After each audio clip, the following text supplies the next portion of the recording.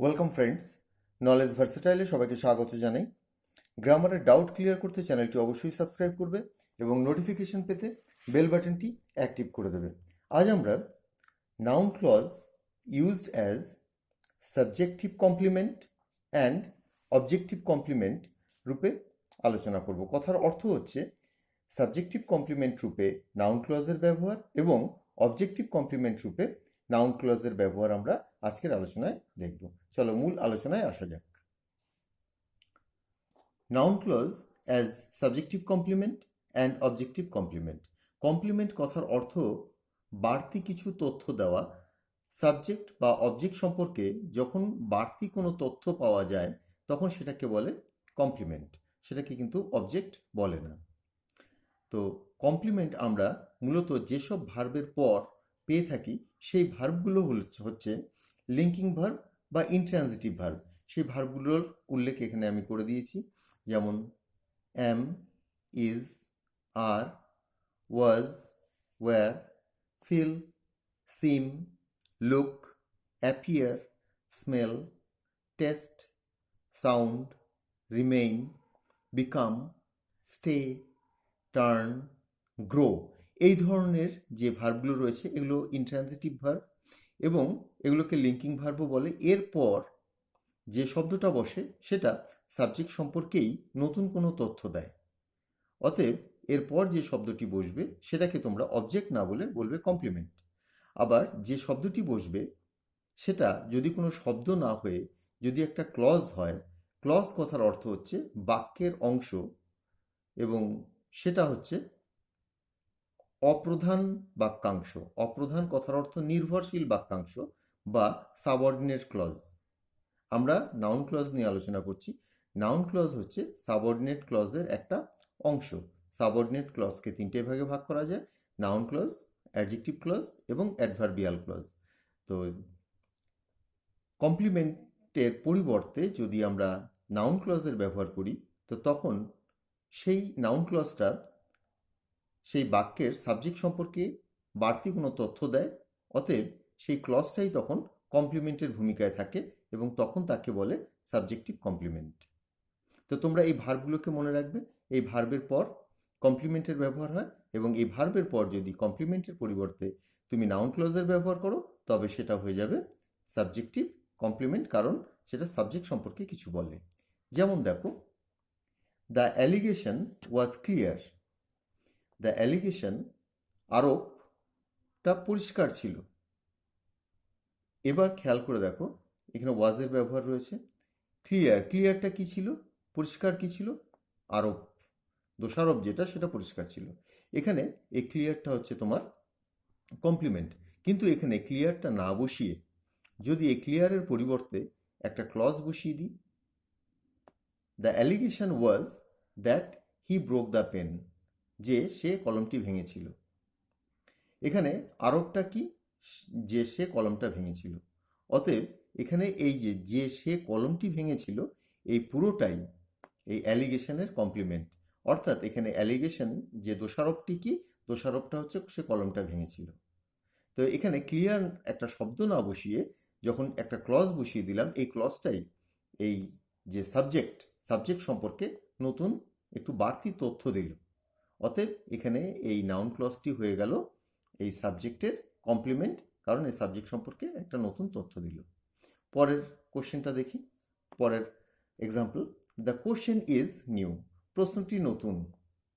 এখানে নিউ যেটা বি ভার্বের পর বসেছে, প্রশ্ন সম্পর্কে বলছে। প্রশ্ন সম্পর্কে কি বলছে? যে প্রশ্নটা নতুন। তো প্রশ্ন সম্পর্কে যখন এটা বলছে অতএব এটা কমপ্লিমেন্ট। প্রশ্ন সম্পর্কে বাড়তি তথ্য দিচ্ছে, ইনফরমেশন দিচ্ছে। কিন্তু আমরা নিউ বসাবো না। নিউ না বসিয়ে একটা ক্লজ বসাবো, নাউন ক্লজ। তো নিউ এর পরিবর্তে, এই কমপ্লিমেন্টের পরিবর্তে যখন নাউন ক্লজ বসবে সেই নাউন ক্লজটাই হয়ে যাবে এই সাবজেক্টের কমপ্লিমেন্ট। এখানে নিউটা ছিল সাবজেক্টের কমপ্লিমেন্ট, কিন্তু আমরা ওয়ার্ড না বসিয়ে আমরা ক্লজ বসাচ্ছি। Whether she knows me. The question is, প্রশ্নটা হলো সে আমাকে চেনে কিনা। হোয়েদার শি নোজ মি, সে আমাকে চেনে কিনা। সে আমাকে চেনে কিনা, এটাই হচ্ছে তোমার প্রশ্ন। তো প্রশ্ন আর সে আমাকে চেনে কিনা একই বিষয়। এখানে হচ্ছে প্রশ্ন সম্পর্কে আরেকটু তথ্য আরেকটু জানিয়ে দিচ্ছে এই ক্লজটা, যে সে আমাকে চেনে কিনা। অতএব সাবজেক্ট সম্পর্কে যেহেতু এই ক্লজটা বলছে, অতএব এটা হচ্ছে subjective complement. Next, the problem is how we can solve the problem. যদি বলতাম দ্য প্রবলেম ইজ ক্রিটিক্যাল, তো ক্রিটিক্যালটা হয়ে যেত তোমার কমপ্লিমেন্ট, সাবজেক্টিভ কমপ্লিমেন্ট, কারণ প্রবলেম সম্পর্কে বলতো প্রবলেমটা ক্রিটিক্যাল। কিন্তু সেই ক্রিটিক্যাল বা কিছু না বসিয়ে প্রবলেমের পর ইজ, এবং তোমরা জানো এখানে বি ভার্ব রয়েছে, দেখো ইজের পর how we can solve the problem, আমরা কি করে সমস্যাটা সমাধান করতে পারি, এটাই হচ্ছে সমস্যাটা। তো এখানে সমস্যা এবং সমস্যাটা কি ছিল, যে কিভাবে আমরা সেটাকে সমাধান করতে পারি। তো how we can solve the problem, এটাই ছিল সমস্যা। অতএব এই সমস্যা এবং এই ক্লজটা একই বিষয় নিয়ে বলছে, এই প্রবলেম সম্পর্কে নতুন তথ্য দিচ্ছে এই ক্লজটা। অতএব এই ক্লজটা হয়ে গেল তোমার সাবজেক্টিভ। নাউন ক্লজটা হলো সাবজেক্টিভ কমপ্লিমেন্ট, এটা নাউন ক্লজের ব্যবহার। নেক্সট, দ্য কিউরিওসিটি, কৌতূহল, the curiosity of the people was what he would do. মানুষের কৌতূহল ছিল, যদি বলতাম নিউ, মানুষের কৌতূহল ছিল নতুন কোনো বিষয় সম্পর্কে। তো এখন নতুনটা হতো কমপ্লিমেন্ট, কিন্তু আমরা একটা কমপ্লিমেন্ট না বসিয়ে একটা ক্লজ বসিয়ে দিয়েছি।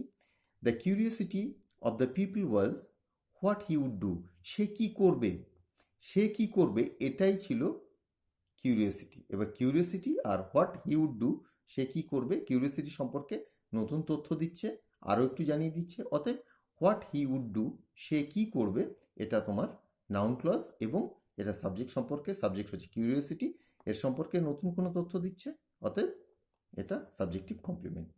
নেক্সট, ইট সিমস, এখানে দেখো তোমার সিম ভার্ব রয়েছে, এখানে অনেকগুলো ইন্ট্রানজিটিভ বা লিঙ্কিং ভার্ব রয়েছে, এগুলোকে ব্যবহার করে তোমরা এই সাবজেক্টিভ কমপ্লিমেন্টের ব্যবহার করতে পারো।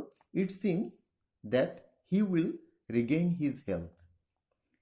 ইট সিমস ক্রিটিক্যাল বলতে পারি, এটা মনে হচ্ছে জটিল, তো জটিলটা হয়ে যেত ইটকে, ইটের সম্পর্কে নতুন কিছু বলতো, এবং ক্রিটিক্যালটা হতো ইটের কমপ্লিমেন্ট, কিন্তু কমপ্লিমেন্টটা না বসিয়ে ক্লজ বসালাম, এবং এই ক্লজটাই কমপ্লিমেন্ট হয়ে গেল। It seems that he will Regain his health, এটা মনে হচ্ছে সে তার স্বাস্থ্য ফিরে পাবে।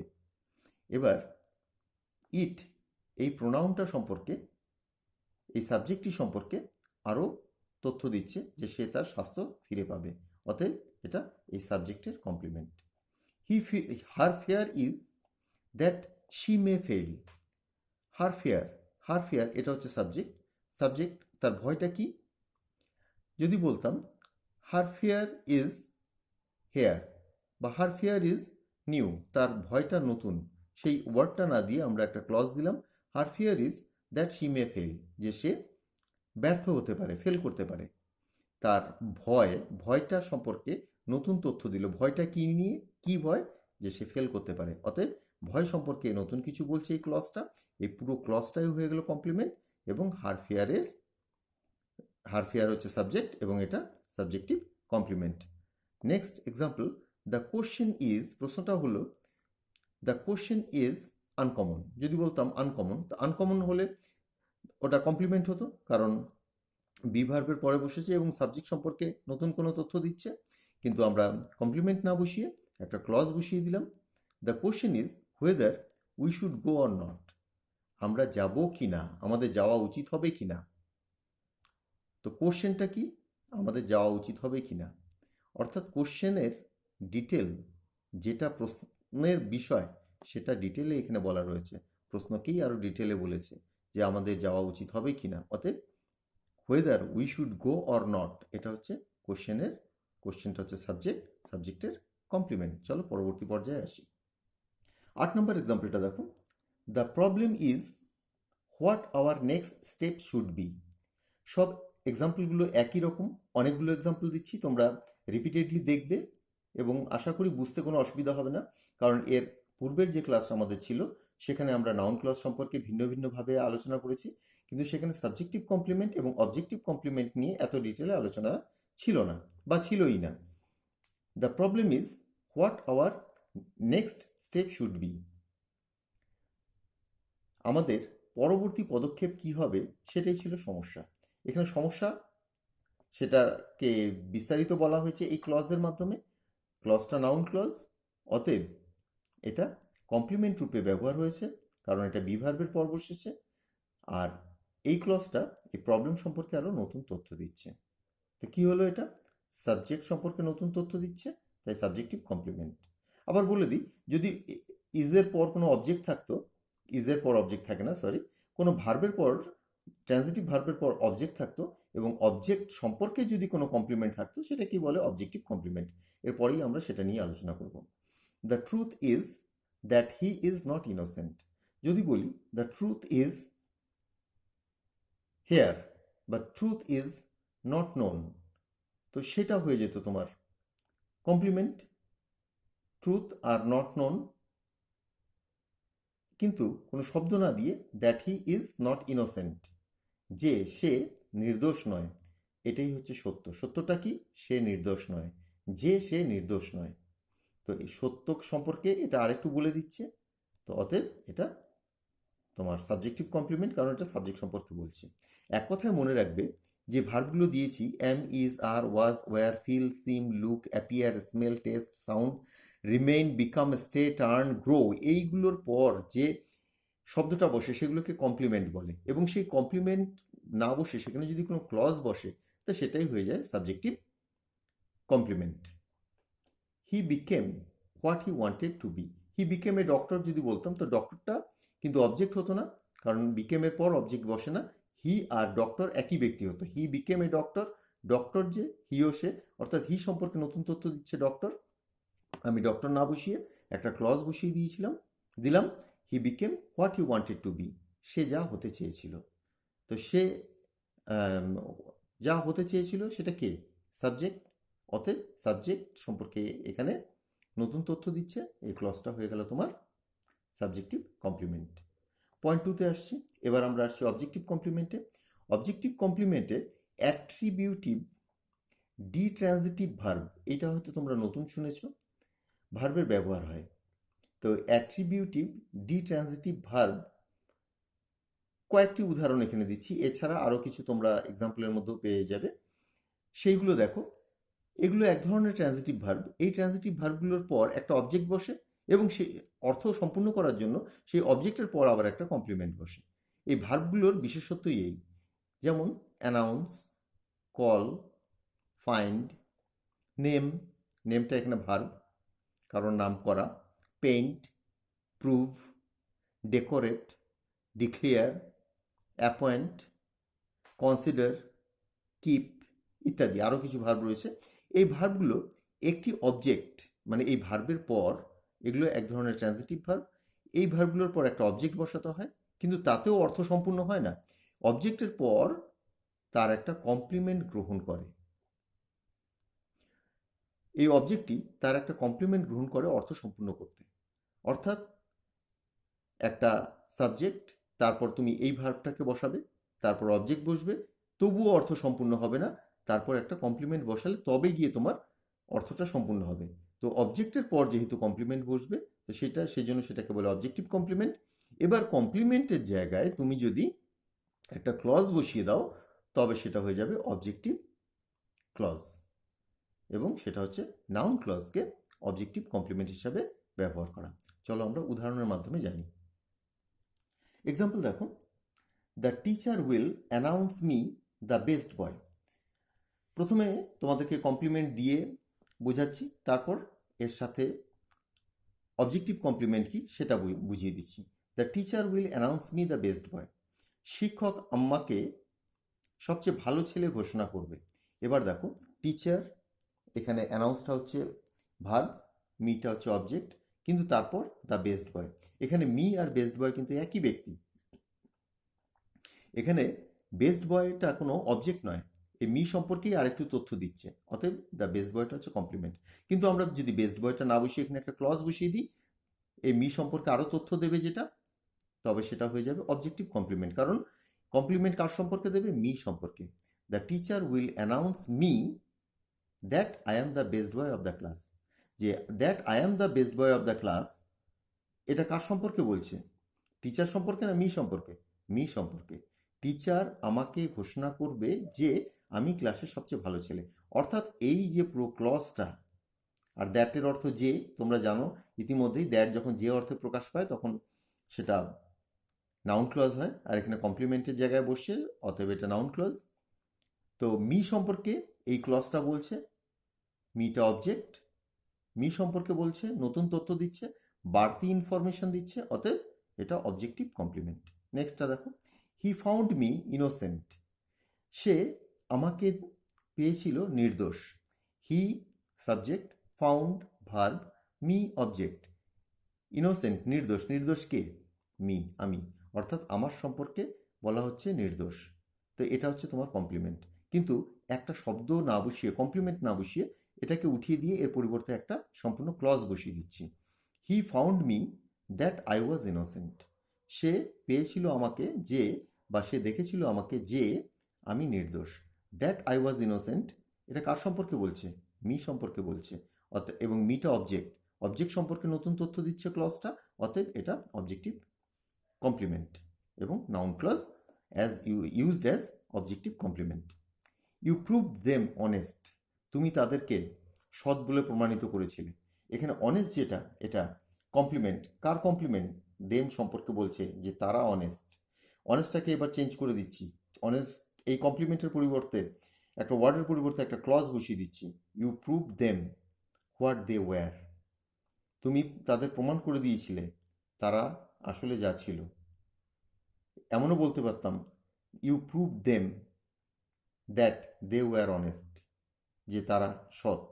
তো যাই হোক, এই যে হোয়াট দে ওয়্যার, তারা বাস্তবে কি ছিল, তারা কি ছিল, তো এটা কার সম্পর্কে বলছে? দেম সম্পর্কে বলছে। তো দেমের কমপ্লিমেন্ট এটা, দেম সম্পর্কে নতুন কোনো তথ্য দিচ্ছে। তো তাই এই নাউন ক্লজটা objective complement. Mother made me a singer. মা আমাকে একজন গায়ক করেছিল। এখানে খেয়াল করে দেখো, মেড যেটা, এটা হচ্ছে তোমার সেই অ্যাট্রিবিউটিভ ডিট্রানজিটিভ ভার্ব। এটার পর একটা অবজেক্ট লাগে, শুধু অবজেক্ট লাগালেই হয় না, তার সাথে একটা কমপ্লিমেন্টও লাগে। আর এক্ষেত্রেই আমরা এই কমপ্লিমেন্টটা উঠিয়ে দিয়ে এর পরিবর্তে একটা নাউন ক্লজের ব্যবহার করছি, এবং সেটাই হয়ে যাচ্ছে objective complement noun clause. Mother made me a singer, singer আর বলবো না, সিঙ্গারটা তুলে দিয়ে mother made me what she wanted, তিনি যা চেয়েছিলেন। মা আমাকে করেছিল তিনি যা চেয়েছিলেন। মা আমাকে বানিয়েছিল তিনি যা চেয়েছিলেন। তো হোয়াট শি ওয়ান্টেড, মা আমাকে করেছিল হোয়াট শি ওয়ান্টেড, কার সম্পর্কে বলছে? আমার সম্পর্কে বলছে, আমাকেই তো করেছিল। অতএব এটা মিটা অবজেক্ট এবং হোয়াট শি ওয়ান্টেড এটা হচ্ছে তোমার objective complement. I declare, I declare his problem that he is careless. আমি তার সমস্যাটাকে ঘোষণা করেছিলাম। এবার সমস্যার সম্পর্কে আরও ডিটেলে বলে দিচ্ছি। এখানে কোনো ওয়ার্ড আর দিইনি। আমি যদি বলতাম I declare his problem critical, তো ক্রিটিক্যালটা হতো কমপ্লিমেন্ট, কিন্তু কমপ্লিমেন্ট না দিয়ে এখানে ক্লজ দিয়ে দিচ্ছি দ্যাট হি ইজ কেয়ারলেস, যে সে উদাসীন। তো দ্যাট হি ইজ কেয়ারলেস এটা কি? এটা হচ্ছে প্রবলেম। হিজ প্রবলেম, তার প্রবলেমটা কি? যে সে উদাসীন। তো প্রবলেম সম্পর্কে নতুন কোনো তথ্য দিচ্ছে পুরো ক্লজ। আর একটা ক্লজে জানবে একটা সাবজেক্ট থাকে, একটা ফাইনাইট ভার্ব বা মেইন ভার্ব থাকে, এবং সেটা অন্য কোনো প্রিন্সিপাল ভার্বের উপর নির্ভর করে থাকে, অর্থাৎ নিজে নিজে নিজের অর্থ প্রকাশ করে না। সাবঅর্ডিনেট ক্লজের এটাই শর্ত, প্রিন্সিপাল ক্লজ নিজেই স্বাধীন থাকে। We selected him that he was the captain of our team. We selected him, এখানে খেয়াল করে দেখো, আমরা সিলেক্ট করেছিলাম তাকে, এটাতেই অর্থ সম্পূর্ণ হচ্ছে না। তাকে কি সিলেক্ট করেছিলাম? তাকে ক্যাপ্টেন সিলেক্ট করেছিলাম।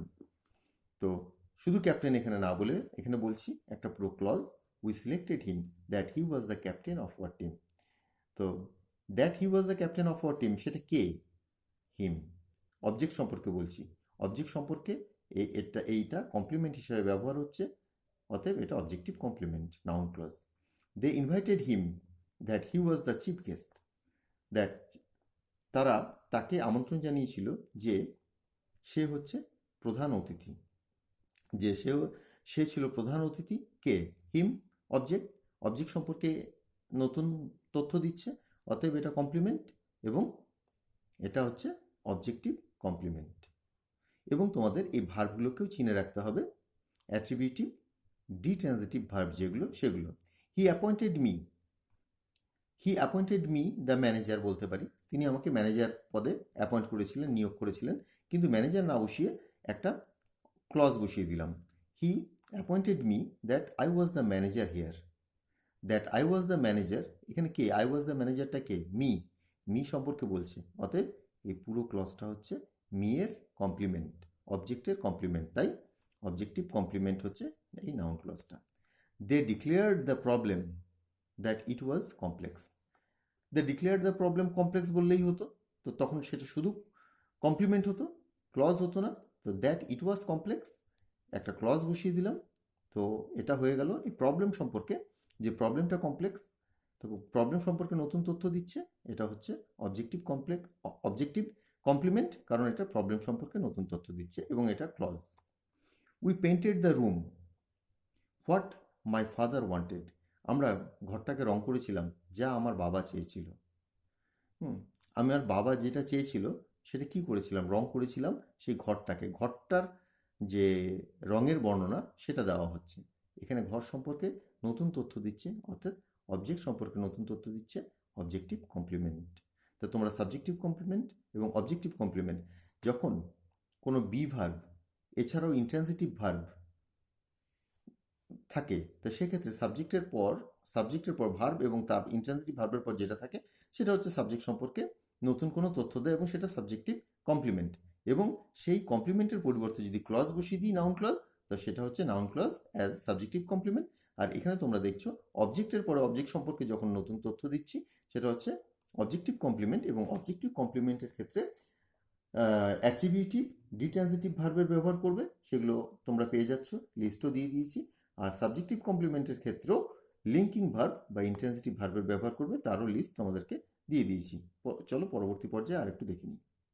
এটা আরেকবার বলে দিচ্ছি, ক্লজ গঠনে অবশ্যই একটি সাবঅর্ডিনেটিং কনজাংশন, দেখো এখানে বেশিরভাগ ক্ষেত্রে হোয়াট, দ্যাট ইত্যাদি রয়েছে, তো এগুলোকে বলছে সাবঅর্ডিনেটিং কনজাংশন, কারণ সাবঅর্ডিনেট ক্লজটাকে জুড়ে দিয়েছে। একটা ফাইনাইট ভার্ব থাকবে এর সাথে, একটা সাবজেক্ট থাকবে, একটা ফাইনাইট বা মেইন ভার্ব থাকবে, এই শর্তগুলো কিন্তু তোমার অবশ্যই থাকবে, তবেই সেটা গিয়ে ক্লজ হবে। যদি তার ফাইনাইট ভার্ব অর্থাৎ মূল ভার্বটাই যদি না থাকে তবে কিন্তু সেটা আর ক্লজ রূপে গ্রহণ হবে না, তখন হয়তো অনেক ক্ষেত্রে সেটা ফ্রেজ হতে পারে। ফ্রেজে কিন্তু তোমার সাবজেক্ট ভার্বের যে কম্বিনেশন সেটা থাকে না। এই এক্সাম্পলগুলো দেখো, I call him what ever I like. আমি তাকে ডাকি আমার যা পছন্দ, আমার যা ইচ্ছে। তো আমার যা ইচ্ছে সেভাবেই আমি তাকে ডাকি। তো হিম সম্পর্কে হোয়াট এভার আই লাইক নতুন তথ্য দিচ্ছে, তো অর্থাৎ হোয়াট এভার আই লাইক হচ্ছে এই হিমের objective complement. I shall prove you what you are. আমি প্রমাণ করে দেবো তোমাকে তুমি যা। হোয়াট ইউ আর তুমি যা, এটা কার সম্পর্কে বলছে? তোমার সম্পর্কে, অর্থাৎ অবজেক্ট সম্পর্কে, তাই এটা অবজেক্টিভ কমপ্লিমেন্ট। তো নাউন ক্লজ সাবজেক্টিভ কমপ্লিমেন্ট এবং অবজেক্টিভ কমপ্লিমেন্ট রূপে যে ব্যবহার হয় তার বিস্তারিত আলোচনা তোমরা দেখলে এবং তার অনেক এক্সাম্পলও দেখলে। আজকের আলোচনাটা এখানে শেষ করছি। আমার পূর্ববর্তী ভিডিওর কিছু লিঙ্ক তোমরা নিচে ডিসক্রিপশনে পেয়ে যাবে, সেখান থেকে দেখে নিও। আজ বিদায় জানাচ্ছি, সকলে ভালো থেকো, বাই।